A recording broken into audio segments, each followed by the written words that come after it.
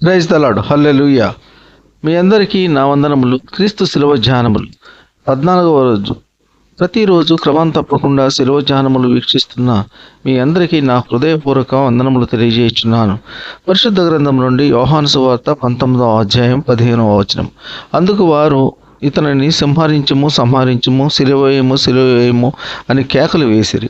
పిలాతు, మీ రాజును సిలువ వేయుదురా అని వారిని అడుగగా, ప్రధాన యాజకులు, కైసరులు తప్ప మాకు వేరొక రాజు లేడని. ప్రజలు ఎంత దుర్మార్గులో చూడండి.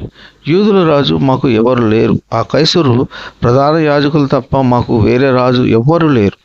ఆ పిలాతు కూడా అపహాస్యం చేస్తున్నారు. ప్రజలంతా ఒకటైతే ఏదైనా చేయగలరు. ఇప్పుడు ప్రస్తుతము మన సమాజంలో కూడా నిజం ఏదో మనకు తెలియదు. ప్రత్యక్షంగా చూస్తే గాని నమ్మలేము. ఆ రోజుల్లో ప్రజలు ఏకమై నిర్దోషిని దోషిగా నిలబెట్టారు. ప్రస్తుత కాలంలో కూడా అన్యాయమే ఎక్కువ జరుగుతుంది, మోసమే ఎక్కువ జరుగుతుంది. మరి కోర్టుల్లో, న్యాయస్థానాల్లో కూడా ఖచ్చితంగా న్యాయం జరుగుతుందా? న్యాయం జరగటం లేదు. ఎంతోమంది అమాయకులు చేయని నేరానికి బలి అవుతున్నారు. కావున మనము లోకముతో ఏకమవ్వకుండా ఒక నిజ క్రైస్తవునిలా జీవిద్దాం. ఈ కొద్ది మాటలు దేవుడు దీవించునుగాక. ఆమేన్.